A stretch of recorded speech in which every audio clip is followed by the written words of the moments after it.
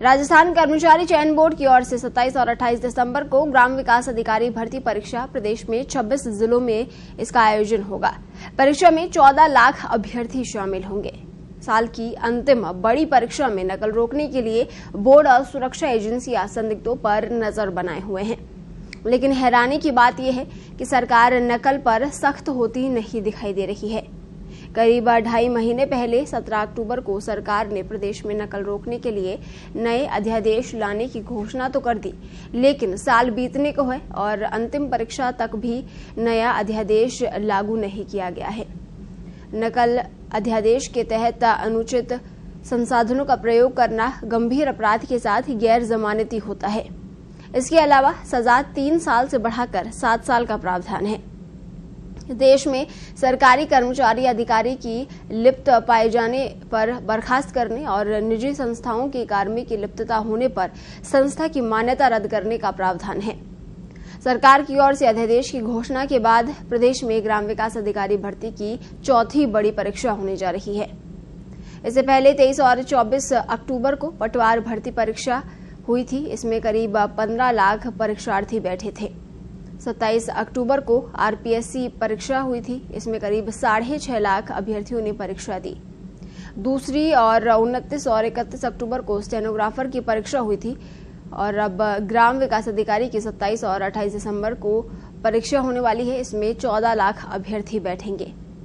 Chairman Hariprasad Sharma ने बताया कि बोर्ड ने अपना हेल्पलाइन नंबर 014127225220 जारी किया है। वहीं राजधानी जयपुर में 3 लाख अभ्यर्थी परीक्षा देंगे। परीक्षा 4 पारियों में है। प्रत्येक पारी में 70 से 80 हजार परीक्षार्थी परीक्षा देंगे। ग्राम विकास अधिकारी की भर्ती परीक्षा से पहले अभ्यर्थियों को परीक्षा केंद्र तक पहुंचने के लिए सीमित बसों का इंतजाम किया जा रहा है। राजस्थान रोडवेज की बसों में आने जाने वाले भारतीयों का किराया नहीं लगेगा, लेकिन निजी बसों का उपयोग करने वाले अभ्यर्थियों को किराया देना पड़ेगा। और इस परीक्षा के लिए जयपुर में 4 अस्थायी बस स्टैंड बनाए जाएंगे। आपको बता देते हैं कौन से हैं। सबसे पहले बात ट्रांसपोर्ट नगर रोडवेज बस स्टैंड की करें। ये टनल से पहले एक ये है। इसके अलावा कृषि अनुसंधान केंद्र B2 बाईपास, यहाँ पर एक अस्थायी बस स्टैंड बनाया गया है। वहीं बदरवास नारायण विहार तिराहा, यहाँ पर भी एक बस स्टैंड बनाया गया है और आखिरी bus stand Vidyadhar Nagar stadium में बनाया गया है।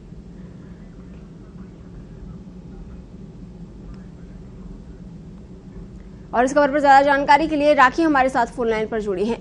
राखी, परीक्षा कल से होने वाली है। 2 दिन ये परीक्षा होगी। एक न सिर्फ अभ्यर्थियों के लिए परीक्षा है बल्कि प्रशासन के लिए भी बड़ी परीक्षा है ये, क्योंकि काफी संख्या है परीक्षार्थियों की। जी बिल्कुल जयश्री, देखिए क्योंकि 14 लाख से ज्यादा अभ्यर्थी पूरे प्रदेश में इस परीक्षा में बैठने वाले, तो जिस तरह से पहले भी रीट परीक्षा हो चुकी है उसमें भी बड़ी संख्या में अभ्यर्थी बैठे थे और वो भी एक तरह से प्रशासन की बड़ी चुनौती थी। सेम उसी तरह से ये परीक्षा भी प्रशासन के लिए एक परीक्षा ही है, क्योंकि इस अनुचित साधनों का प्रयोग पिछली कई भर्ती परीक्षाओं में अनुचित साधनों के मामले लगातार सामने आते थे और अध्यादेश अभी तक सरकार ने लागू नहीं किया है, खाली घोषणा कर रह गई, जिसकी भी बेरोजगार अभ्यर्थी बड़े लंबे समय से मांग भी कर रहे हैं। धरने प्रदर्शन भी इस मांग को लेकर लागू किया जाए, उसे लागू नहीं किया गया। तो ये बड़ी चुनौती है कि इस परीक्षा में किसी भी प्रकार से नकल के मामले या पेपर लीक के मामले जो है वो सामने नहीं आए। तो देखना ये है कि कल किस तरह से परीक्षा संचालित की जाती है। क्या इंटरनेट बंद किया जा सकता है, क्योंकि कई परीक्षाओं में पहले भी इंटरनेट की सेवा बंद की गई थी। हालांकि अभी तक इस परीक्षा को लेकर इस तरह की कहीं से प्रशासन की तरफ से या कहीं से कोई सूचना नहीं है कि इंटरनेट बंद किया जाएगा। जी राखी, इस तमाम जानकारी के लिए आपका बहुत बहुत धन्यवाद। तो 2 दिन ये परीक्षा होनी है और बड़ी परीक्षा है। 14 लाख अभ्यर्थी इस परीक्षा में बैठेंगे।